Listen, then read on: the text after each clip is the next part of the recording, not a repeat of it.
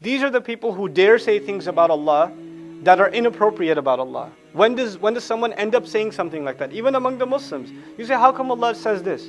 Or how come this? Or why did Allah do this to me or that to me? When people talk like that, questioning the wisdom of Allah and questioning Allah Azza wa Jalla in any way, shape or form, the heart of the matter is they haven't accepted one thing about Allah.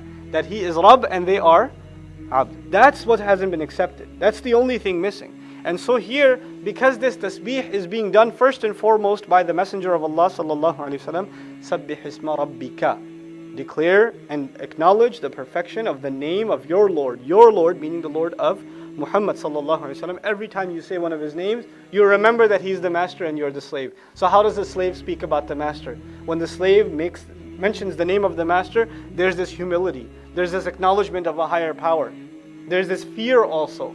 When the slave mentions the master's name, these attitudes that have to sink into a believer when he makes the dhikr of Allah subhanahu wa ta'ala. In the previous surah, Allah called our attention to something very high in the sky. An-najmu thaqib. Remember? Was-samai wat-tariq wa ma adraka mat-tariq an-najmu thaqib. Now, and we're impressed by this tariq. We're impressed by this beautiful creation in the sky.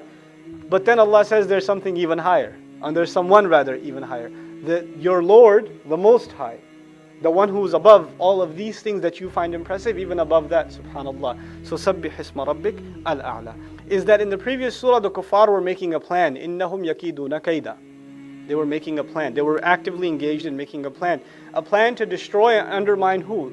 The messenger of Allah sallallahu alaihi wasallam, his mission, which is really the mission Allah intends. So they are trying to undermine the intent or the guidance that Allah Azza wa Jal has revealed. But no, Allah is beyond and above their plan. Huwa al-a'la. He is far above their plan. The other thing is, in the previous surah, the allegation against the Quran that this is just casual talk. You know, Allah refuted that by saying, وَمَا هُوَ بِالْهَزْلِ. It is not casual talk. It's not just entertaining speech that makes you laugh. It is something more serious than that. إِنَّهُ لَقَوْلٌ فَصْلٌ وَمَا هُوَ بِالْهَزْلِ. So now, to say that the Quran is casual speech, who are you actually talking about? Not the speech, but the speaker, the one who's saying it. So that would be reducing the perfection of Allah. So you begin now by saying, as a refutation, Sabbih isma rabbik al-a'la, that the one who is absolutely supreme.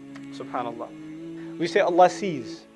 And you can also say a human being sees. So now I've shared a word. A word has been used for the Lord, the Most High, and it's also been used for me and you or any other creation, right?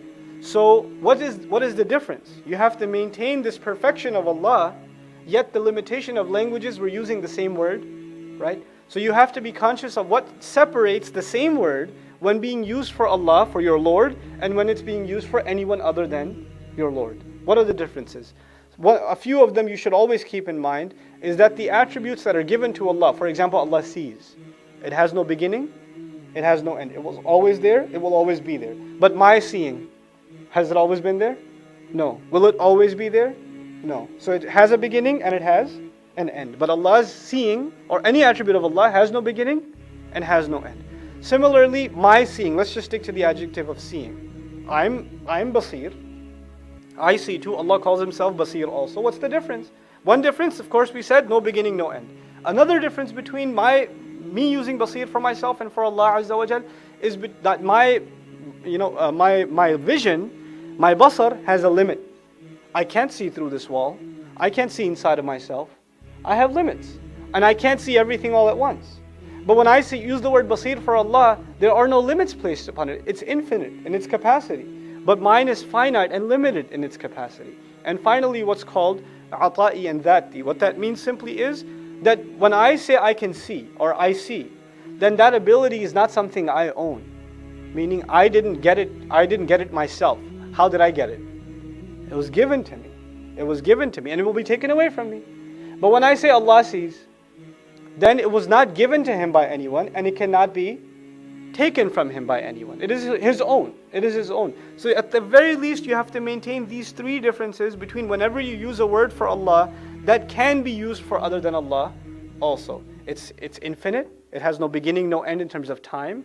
It's infinite in terms of its power and quantity, and ours is finite and limited. And Allah's is His own and ours, all of our abilities are granted. They're granted. And we will see this manifest, this tasbih of Allah manifest in one of the ayat that whose placement in this surah is so beautiful and profound. سَنُقْرِئُكَ فَلَا تَنْسَى إِلَّا مَا شَاءَ اللَّهُ. When we get to that ayah, we will see the precision and the subtlety of these words. When Allah Azza wa Jal, His tasbih is declared, His perfection is declared above everything else.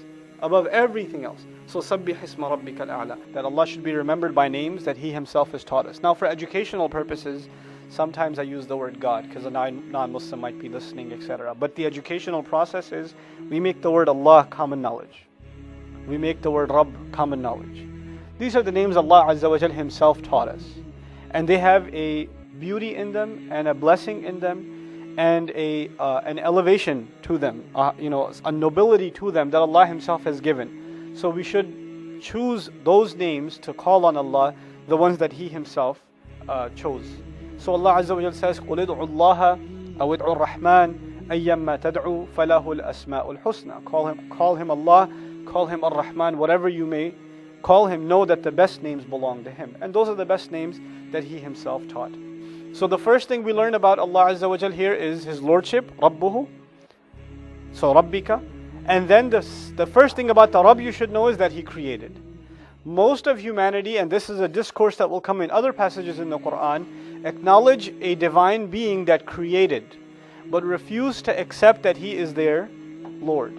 They have no problem accepting the fact that someone created them.